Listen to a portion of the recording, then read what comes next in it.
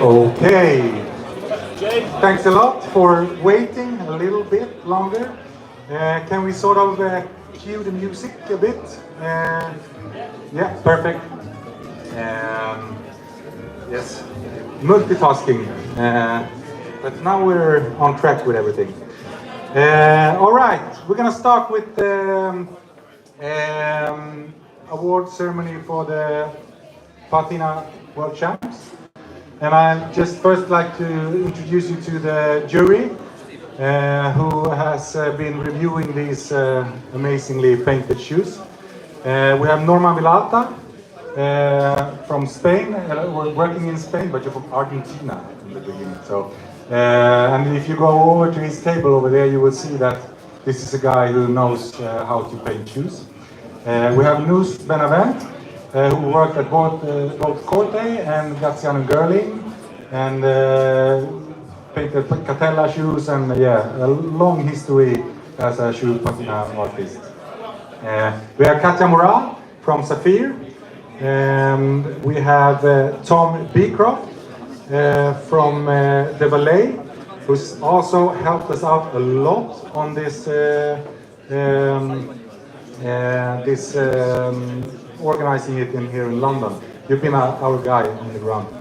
We have Mathieu Press from Septième Laguerre, also really nice patina over there if you check that out. And then Justin Fitzpatrick and Jesper Ingevalsen.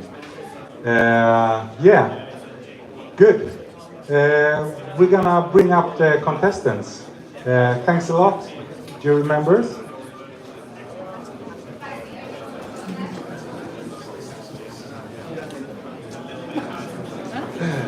Okay, John Sean, come over. We have Tuan Juni, somewhere there, and Sonny Mai. There we have them. Give them a big round of applause.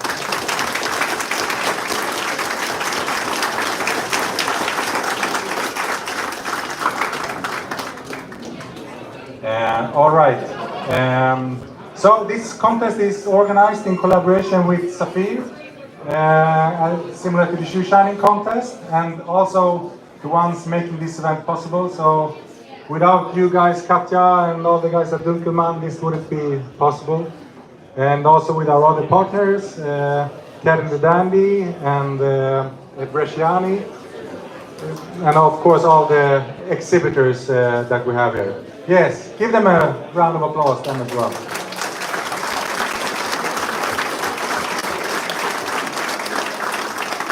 So the shoes that they painted now is from Teeb in Mallorca, from their Artista range. So they were gray crust leather shoes from the beginning, totally chrome tan, grayish upper, and then the natural leather colored sole and edges. And they're not anymore, as you can see. They started off at 11:15 in the morning, so you've been quite busy. Are you tired now, guys? I think everyone is.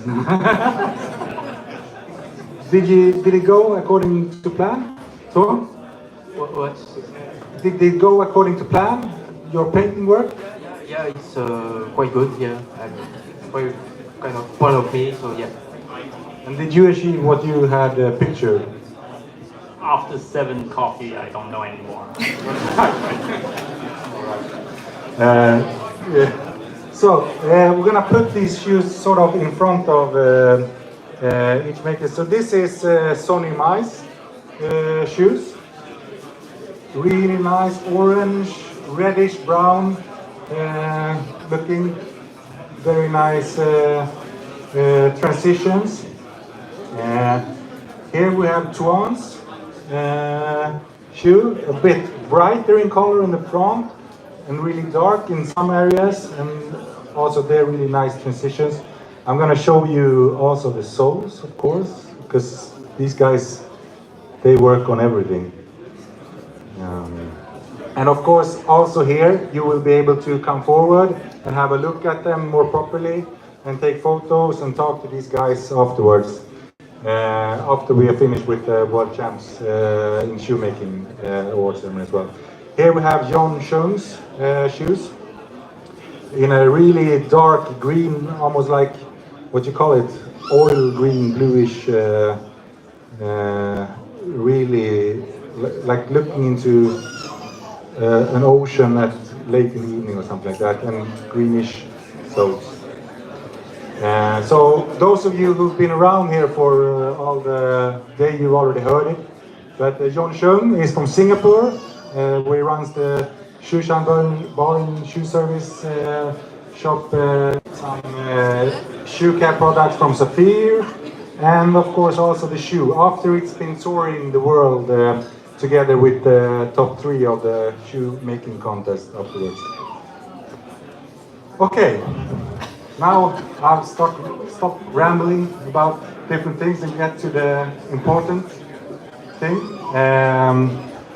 We in the jury, we have looked at, as we sort of just try to describe it, the overall beauty of the shoes, and of course a lot on the techniques and how well it's been executed, how difficult different types of the patinas are, and sort of judging it all as a whole.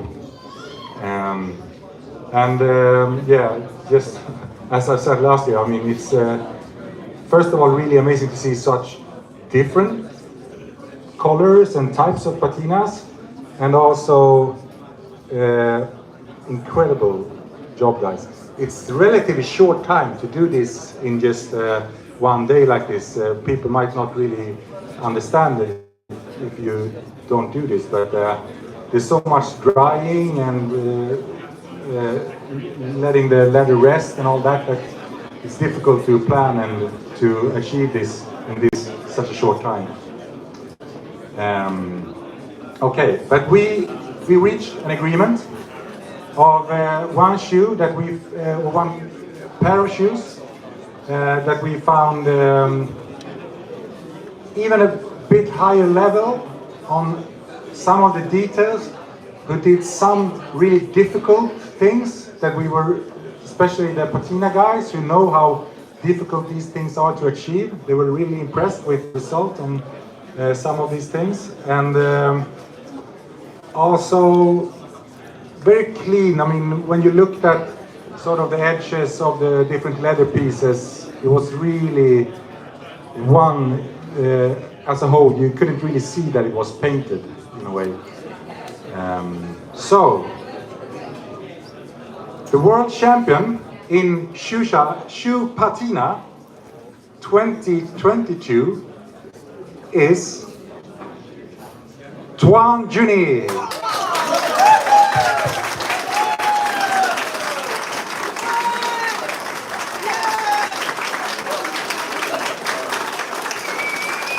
Big congratulations.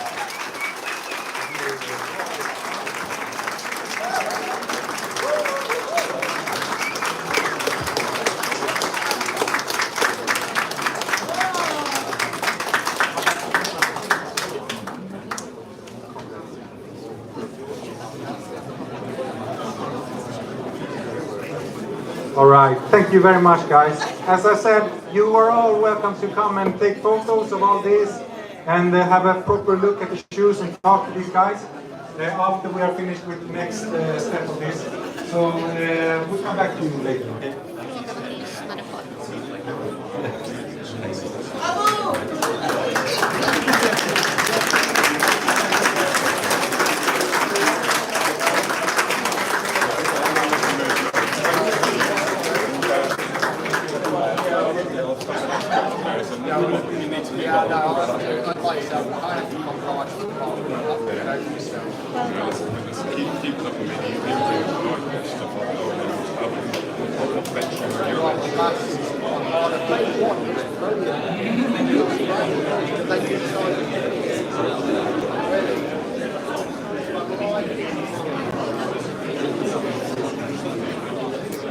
Okay, on to the next part of this show.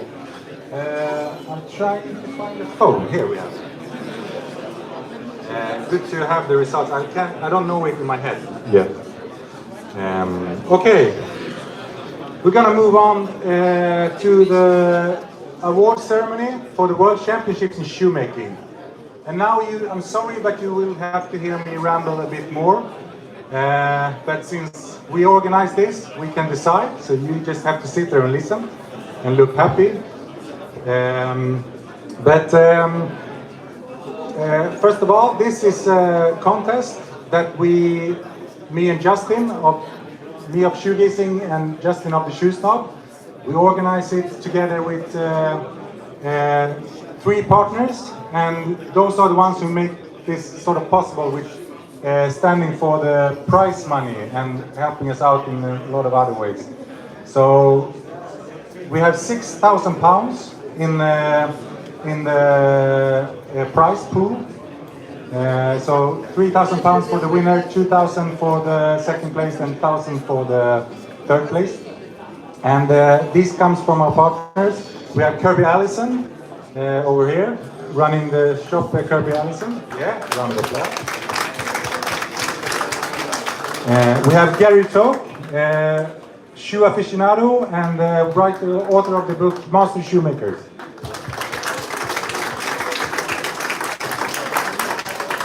And then we have a sort of special third partner, and I'll try not to get too emotional about this, but the one who sort of made this possible from the beginning, who was the one who kickstarted the work with this World Championship contest, was Edmund Schenecker from the USA. And we've been talking and thinking a bit about something like this. And then I was in Tokyo, where I met Edmund and a couple of other shoemakers. And we started talking about actually doing something, a proper shoemaking contest, the way we did it back in the days. And Edmund, he was the guy who said, because before we just thought that, yeah, that would be cool, but too much hurdles to step over, so to speak. But Edmund just said, no, it's fine. We sorted, I help out this, we help out this, we talked to these guys, and he just kept, got the ball rolling.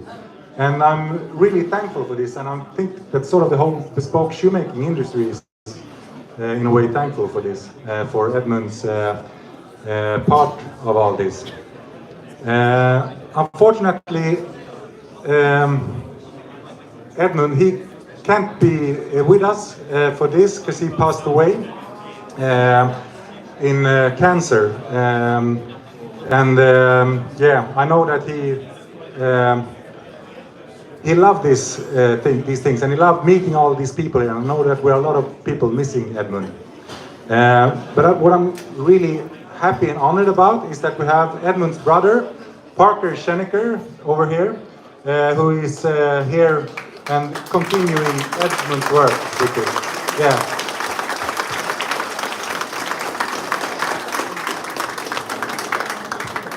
So yeah, we're incredibly grateful for all of what you do, and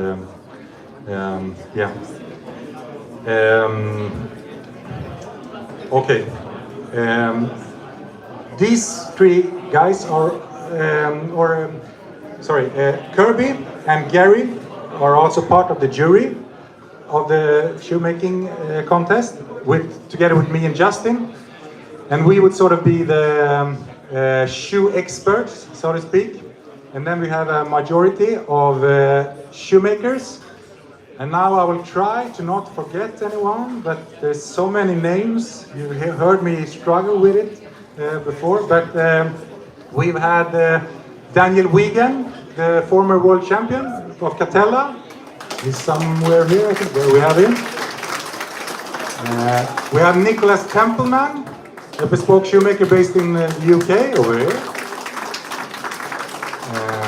We have Jean-Michel Casalonga, who I think had to travel home, working for Berluti and running their Paris workshop. He's the workshop manager there. So this time. And we had Sebastian Tarek. There we have him, yeah. Also a shoemaker based in the UK, yeah. And we have Masaru Okoyama, who is a bespoke shoemaker from Japan from the beginning. I'm not sure if he's around there, but...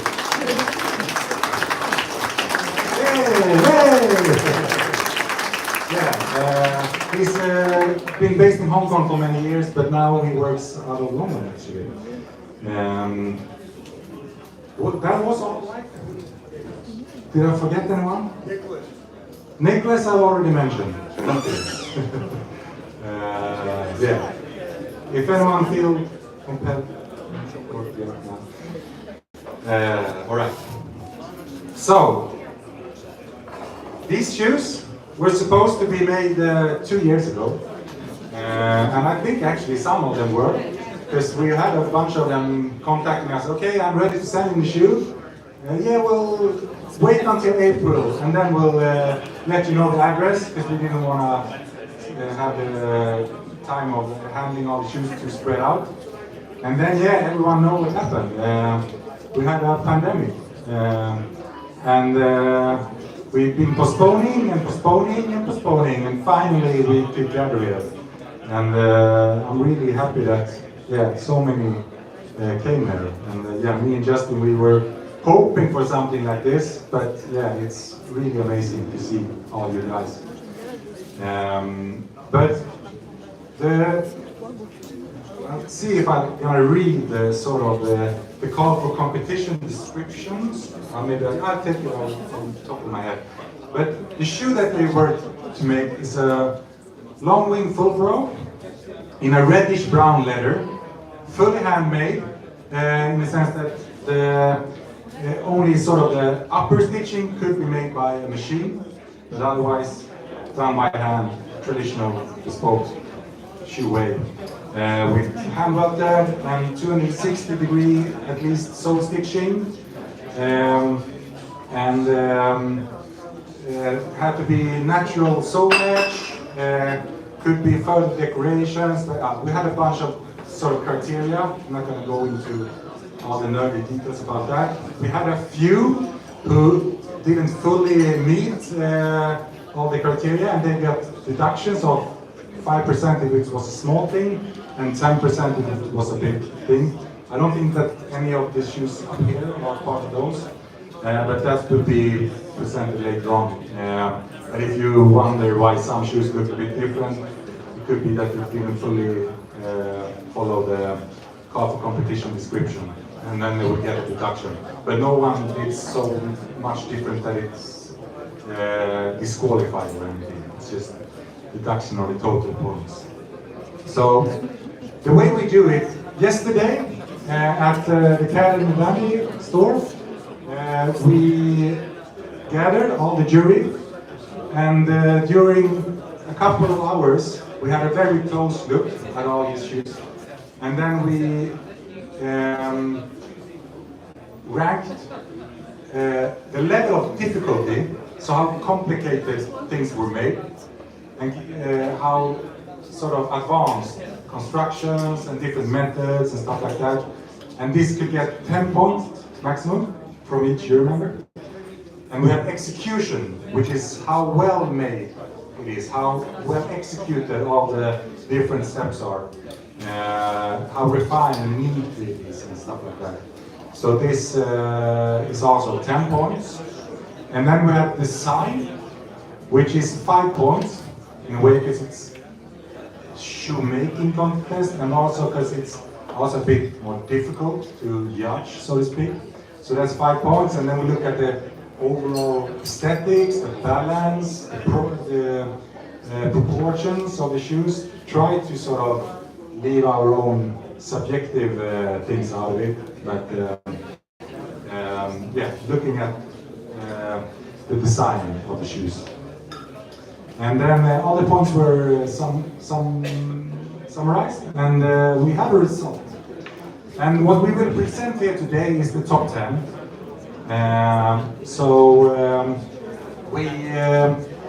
The other shoes will be presented on the Shoesnob and shoebusiness.com later on. We will have a full list of the placements for the contestants. But this time, to make it, yeah, I've already talked way too long, so it will, I think we're all glad that it's not all the 30 shoes. We actually had 90 registered contestants for this contest. And we were like, oh, how are we gonna handle this? We know that some would always fall off, but if it would have been up towards that, it would have been very difficult. But yeah, the pandemic, the fact that some, I think, see that if they're not in for a top position, it's no point in sort of sending in a shoe. And we also know that a bunch of makers have a really hectic spring, which we're really happy about. Things are really picking up for many of the makers out there after COVID. So they didn't have time to finish their shoes and stuff like that. So with 30 shoes that we have here. And we're going to present the top 10, starting from the 10th until number 1. And I'm going to say them and Justin going to place them from, if I look from there, yeah, 10 to 1. Yeah, moving forward, yeah.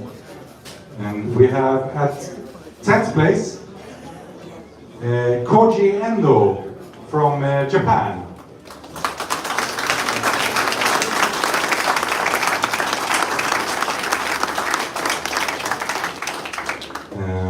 And I will try to pronounce the names and all that properly. 9th place, we have Nathan Wang, who I think is based in, is it Singapore? No, it's in Korea. Korea, yeah, South Korea. But he's been working in Europe for quite some time. He's been at the Gatsian in Berlin, for example, and have a lot of experience with that. And recently sort of started making full bespoke under his own brand, I think. 8th place, we have Clematis Ginza.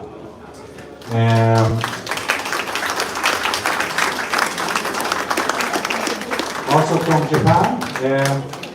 I should say that now I will only mention the names that they've been registered under, but in the when we introduced all the shoes on the blogs, we will present who have made what. There's some shoes that the makers have made everything, but some shoes there's different people involved, and all that will be introduced. But I will try to get it up there for the top 3. Continue. Clematis Ginza is Keitaro Takano and Kiemi Chiba, based in Tokyo.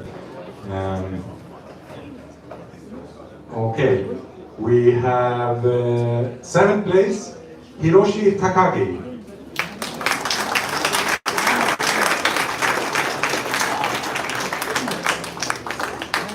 I believe he's also from Japan. We had several South Korean and Japanese makers were the ones that were most represented, I believe. On 6th place, we have Jeon Ji-hoon from South Korea.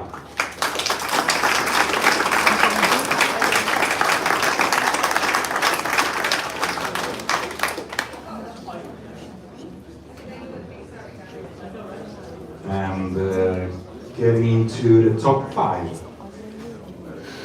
On 5th place, we have Tatsuya Kamikobu.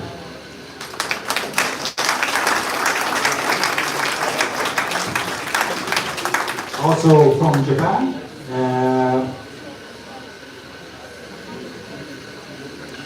And of course, afterwards, you can all come up here and have a proper look at these really seriously amazing shoes.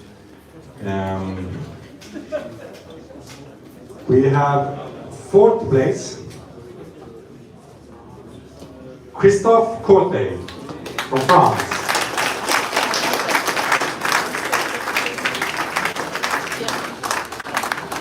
And he was the 2nd place shoe in last year, and I think he finished 8th first year, 2nd place this year, and now 4th. So he's always up there in the top. And you should definitely have a look at the bottom of this shoe later on. Okay, top 3. Unfortunately, I don't think we have any of these makers here, which is a bit of a shame because we've been really lucky to have at least the winner in the room. But the top 3, we will have. I just mentioned them without the individual order now.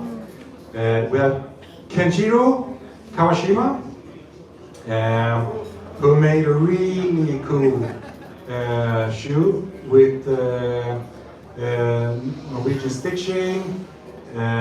He has, I think it's called picra stitching, or his hand-stitched details along the broguing and the upper, and really nice, neat making and high level of difficulty. Some nice nail work on the sole. Kenjiro is based in South Korea. He's also doing the bespoke shoes for Norma Delta, I believe.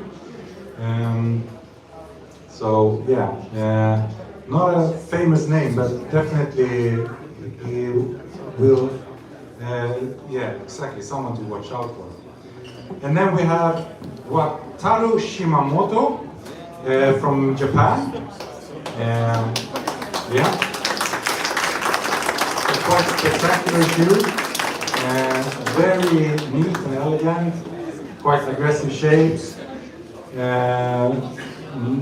Not least the bottom and the metal work and amazing upper stitching. Quite special heel. Wataru is he's based in Japan now. He used to work together with Michio in Florence before.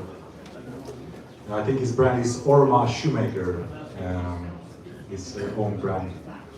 And then we have Ken Kataoka, perhaps the most spectacular entry of this year's contest, for obvious reasons. I mean, it's, yeah.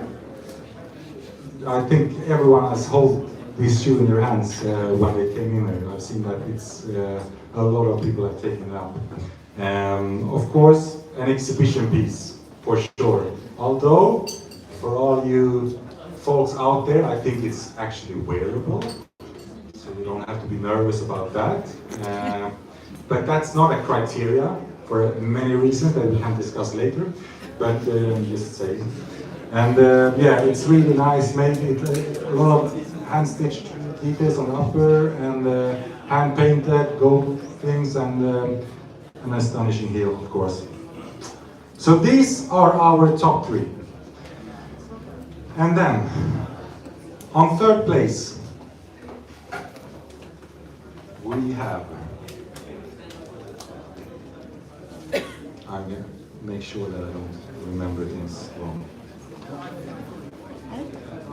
Third place in the World Championships in Shoemaking 2022, we have Kenjiro Kawashima.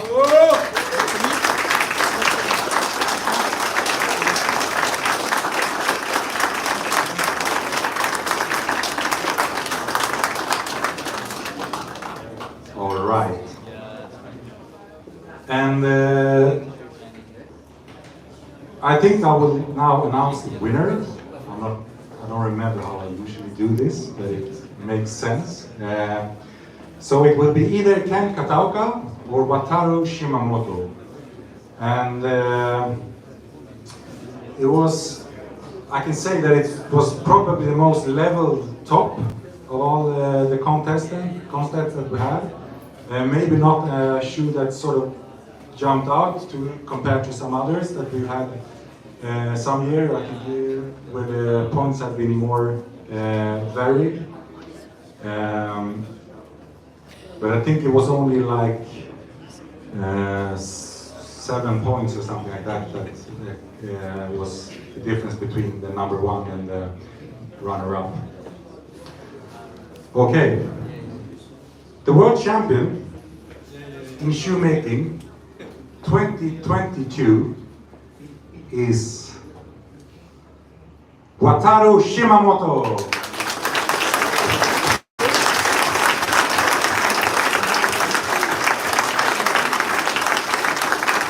The second place, Ken Kataoka, and the winner is Wataru Shimamoto.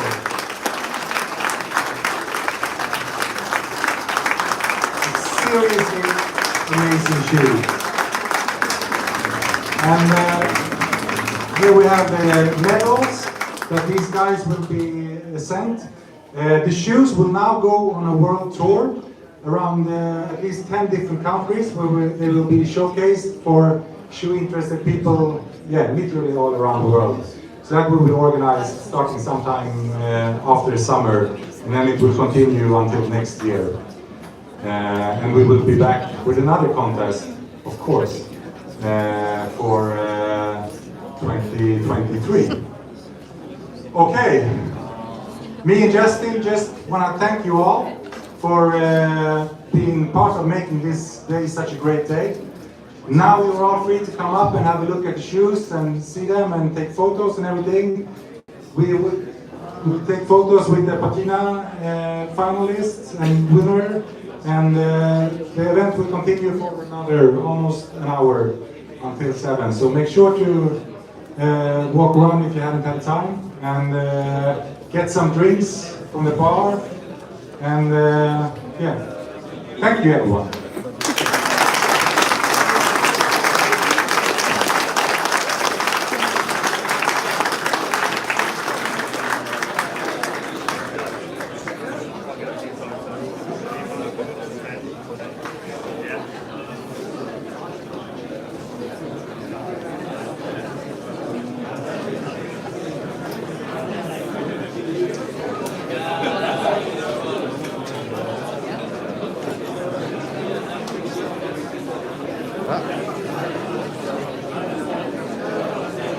Yes, but just we run off, I just take the microphone.